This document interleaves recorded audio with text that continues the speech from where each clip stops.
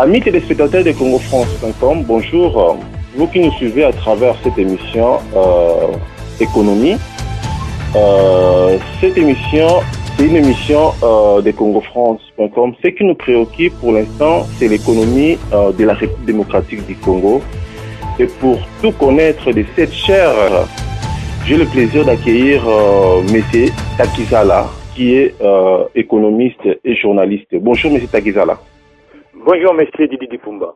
Ok. M. Takizala, avant tout, j'aimerais bien que vous définissiez l'économie congolaise. M. Didi Dipumba, quand vous parlez si bien de ce pays qui est cher à nous tous, la République démocratique du Congo, l'ex-Zaïre, un pays qui a dimension continentale et qui a une population qui peut faire aussi ce qu'on appelle en langage économique, la force, c'est déjà une population. L'économie congolaise, elle est comme toutes les économies africaines. C'est une économie qui dépend aujourd'hui du point de vue uniquement de l'État. Et l'État congolais, nous tous, nous savons qu'il n'y a pas vraiment des marges de manœuvre très très importants. Donc aujourd'hui, le marge de manœuvre, c'est la consommation locale.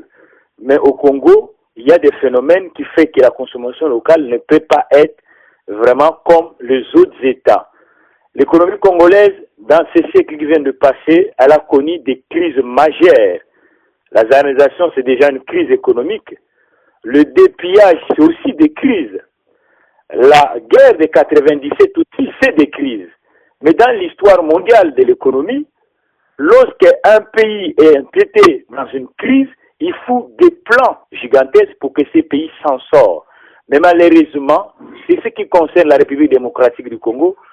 Avec tous ces 4 crises qui ont passé, le pays n'a jamais vraiment mis en place un plan gigantesque pour qu'il s'en sorte. Elle est toujours dans la situation qu'on connaît, qui n'emploie pas des gens et qui a un chômage en masse. Donc, c'est ce que je peux vous répondre aujourd'hui, l'état de l'économie congolaise. Ok, merci beaucoup, M. Takizala. Est-ce que on peut dire que la croissance de l'économie congolaise, elle est stable ou c'est variable? Bon, M. Edith Dupumba, la croissance congolaise, c'est comme les croissances des États aujourd'hui. Nous savons bien que la croissance en Afrique, ça s'est fait dans des secteurs de matières premières. Je veux dire, la particularité, elle est là. On a une croissance qui avoisine 6% au Congo, comme dans les autres cas des pays africains. Mais cette croissance s'est faite uniquement dans des secteurs de matières premières. En ce qui concerne le Congo en particulier, c'est dans le mine. Mais cette croissance, elle ne crée pas d'emploi. Pourquoi elle ne crée pas d'emploi? Parce que notre économie aujourd'hui, elle n'est pas diversifiée. Elle dépend uniquement des mines. Mais quand vous regardez un peu dans le secteur des mines congolais, il y a peu de Congolais qui travaillent à l'intérieur. Même l'éducation nationale n'a pas un programme pour former des Congolais capables de travailler dans des secteurs de mines. C'est pour cela cette croissance, vous voyez qu'au Congo, elle n'a pas vraiment d'impact sur la population locale parce que la population locale n'a pas une formation adéquate pour exercer dans ces domaines. Okay. Je pense que je vous ai répondu. Voilà. Cette particularité de la croissance congolaise, elle n'est pas inclusive parce qu'elle dépend uniquement des secteurs miniers. Mais pour que cette croissance puisse être inclusive, il faut que l'État congolais puisse vraiment diversifier et mettre aussi des moyens pour la formation et que la formation soit en face des demandes ou des réalités de notre pays. Ok. Et quels sont les outils ou les outillages que le gouvernement congolais peuvent mettre en place pour que le peuple congolais puisse avoir les boulots, puisse que le gouvernement construise des emplois pour les Congolais? Monsieur Didi Dupumba, nous sommes en France, un pays qui est parmi des pays qui comptent au monde, 5e ou 6e puissance économique.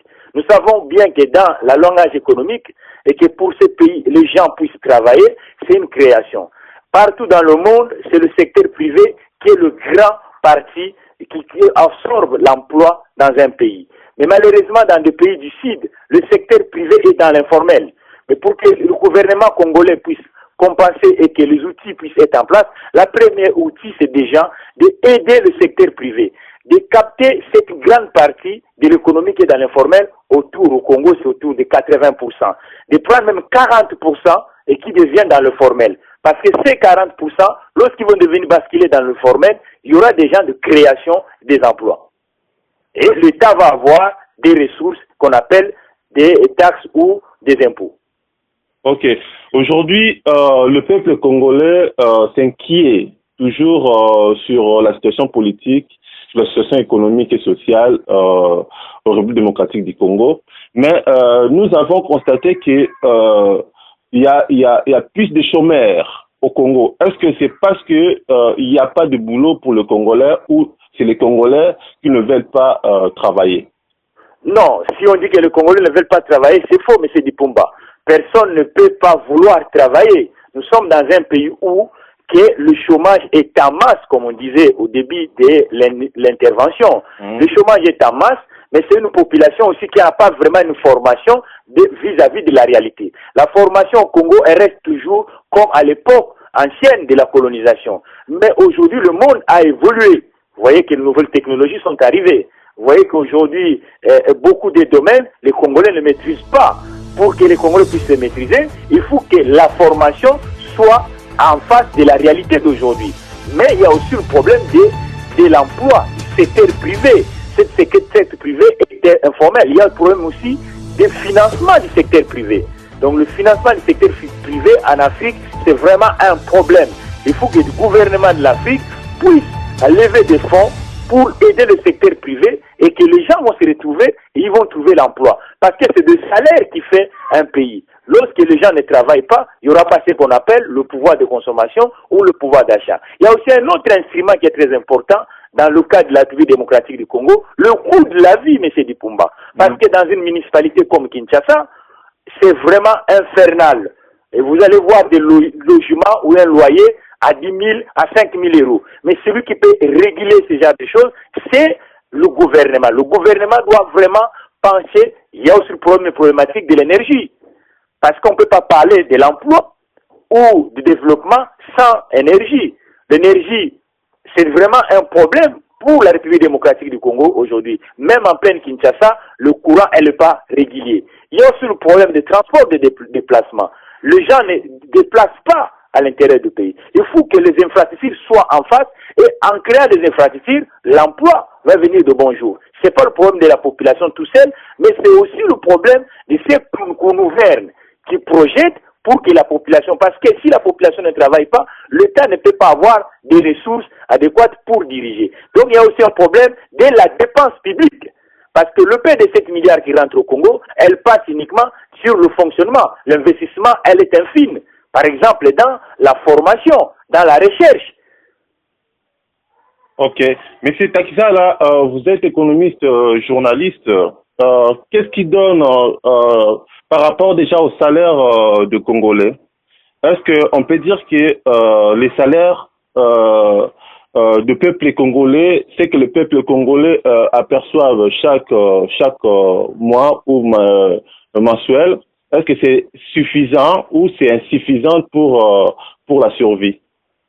La vie est tellement chère, M. Dipumba, à Kinshasa. Le salaire ne tient pas vraiment de la réalité ou de l'indice de la consommation sur Kinshasa. Vous allez voir sur Kinshasa, une chambre de bonne, ce qu'on va appeler sur Paris ou en France, chambre de bonne, c'est autour de 200 $ ou 100 $ américains. Mais quand on va chercher des premiers salaires des Congolais, ça tourne autour de 50 ou de 100 $ américains. Okay. Mais 100 $ américains, si vous payez le loyer, le transport, il n'y a pas de transport. Le manger, ça ne se voit pas. Donc, il y a aussi vraiment un problème de salaire sur l'étendue du territoire congolais. Il faut que le gouvernement essaie un peu de réguler ces problèmes de salaire parce que plus que les gens n'ont pas le pouvoir de consommer, vraiment, on ne peut même pas parler de l'économie. Et l'absence de l'épargne, parce qu'un développement, ça se fait avec une épargne locale. Donc, le salaire, il ne joue pas uniquement un rôle de la consommation, mais c'est le rôle aussi de l'épargne. Parce que si quelqu'un reste avec quelque chose, lorsqu'il injecte sur l'épargne, ça retourne sur le cycle de l'économie. Donc, aujourd'hui, l'État congolais n'a pas vraiment la masse de l'épargne sur le Congo parce que les gens n'ont pas de... Comme les gens n'ont pas de salaire, il n'y a pas d'épargne et nous dépendons uniquement quoi sur des endettements. Vous allez voir que tous les projets de développement au Congo, c'est pas sur l'endettement parce qu'il n'y a pas vraiment de recettes. Il y a aussi le problème de tout ce qui sont, par exemple, le Congo a 26 provinces, mais vous allez voir mathématiquement qu'il y a uniquement 3 provinces qui contribuent au budget annuel. Pourquoi? Les autres provinces n'ont pas de recettes parce qu'il n'y a pas les outils de production ou les salaires. Donc le salaire, c'est quelque chose de très très important. Je pense que le gouvernement congolais aujourd'hui, il doit pencher et il faut qu'il travaille sur ces problèmes des salaires pour que le pays puisse aller comme avant dans les années qui nous précédaient, 60, 70, 70, ainsi de suite. Et pour les salaires des fonctionnaires, est-ce qu'on peut dire qu'il y a un problème économique congolais, il y a un problème économique au niveau du gouvernement, il y a un problème économique parce que les fonctionnaires qui ne sont pas bien payés, il y a des fois ils font de marche, il y a des fois ils revendiquent par rapport au salaire qui est $50 par mois. Qu'est-ce que vous pouvez déjà dire par rapport à ces salaires qui est trop minime? Mais c'est ce qu'on est en train de dire, mais c'est irréaliste, parce que ces fonctionnaires, ils rendent le service à l'État. Okay. Parce que le service de l'État, elle est vraiment très très important dans un pays qui veut développer. Bon, quand quelqu'un des gens, la motivation première est la rémunération, et que ces rémunérations, qu'ils ne peuvent pas faire face avec cette petite rémunération, et qu'il est classé comme ce qu'on appelle le travailleur pauvre, vous verrez que le service que cet individu va nous rendre, ça ne va pas rendre service à l'État. Donc le salaire des fonctionnaires aujourd'hui, nous le savons très bien, il y en a qui ne sont même pas payés. Donc nous ne pouvons pas voir la face. Donc il y en a qui ne sont même pas payés, mais ceux qui sont payés aussi, ils sont payés en avance au Congo, avec le phénomène des, ils disent avance sur salaire. Mais ça ne peut pas tenir avec un cycle économique normal. Donc il faut que le gouvernement doit chercher à payer des fonctionnaires, parce qu'ici il paye des fonctionnaires, il rend service par lui-même, parce qu'il y a le phénomène de corruption, M. Dipumba. Nous parlons des problématiques de l'emploi et de l'économie. Les recettes fiscales au Congo, on ne le voit pas. Pourquoi? Parce que la corruption est là. Lorsqu'un individu ne perçoit pas son salaire, mais il doit vivre. Il va faire quoi? Le système D. Le système D, c'est la corruption. Nous savons bien que l'informel et la corruption, et c'est les priorités qu'aujourd'hui le gouvernement doit lutter contre ça. Donc il faut qu'il paye les gens pour que les entrées fiscales qui vont rentrer dans l'assiette fiscale puissent aller dans l'investissement, par exemple dans le secteur éducatif ou l'investissement dans le circuit bancaire. Parce que le système bancaire congolais, elle est en panne. Elle ne finance pas l'économie. Ok. Est-ce que l'économie congolaise a un système bancaire? Non, elle n'a pas vraiment un système bancaire. Quand on parle d'un système bancaire, il faut avoir des épargnants ou des gens qui ont un compte en banque. Au Congo, nous savons très bien que les gens qui ont un compte en banque, ils sont faibles. Le taux, c'est même pas 5%. Donc, ce système bancaire, elle n'est pas actif. Ok, M. Takiza, là, nous sommes déjà presque à la fin de cette émission économie. Qu'est-ce que vous pouvez dire par rapport à tout ce qu'on a parlé, tout ce que vous avez développé? Le peuple congolais ou nos internautes de congofrance.com vous écoutent pour une dernière parole. Oui. À ce qui concerne nos internautes ou les auditeurs ou les téléspectateurs de congofrance.com, chaîne de la diaspora et chaîne des Congolais de l'étranger et ceux qui sont même au pays, donc nous devons savoir que le défi, c'est ce que nous venons d'évoquer aujourd'hui. La problématique de l'économie congolaise, nous dépendons uniquement du secteur minier. Or que le secteur minier, nous savons que nous ne sommes pas là-bas à l'intérieur parce que la formation qui sont enseignées aujourd'hui au Congo ne permet pas des Congolais de travailler en masse dans ce genre de secteur. Et le deuxième point, c'est le problème de la fiscalité locale, parce qu'un État fonctionne avec une fiscalité. Le troisième axe, qui est des priorités pour tout Congolais ou ceux qui nous gouvernent, c'est le problème de rémunération dans un territoire, ce qu'on appelle salaire. Donc il faut qu'il y ait un salaire pour que les gens puissent travailler et pour que ça donne un marché ou un pouvoir d'achat. Et le quatrième axe, c'est le logement. C'est-à-dire l'investissement sur le logement, parce que le coût de la vie, lorsque quelqu'un perçoit $100 et qui ne peut même pas économiser, parce que le logement c'est des gens des $100, ça rend pas service à l'économie. Donc c'est ces axes de la priorité qui est aujourd'hui comme des défis pour le peuple congolais entier et le gouvernement congolais. Ok, merci, M. Takissa. Là. Merci, c'est gentil, M. Dipumba. Ok, merci, au revoir.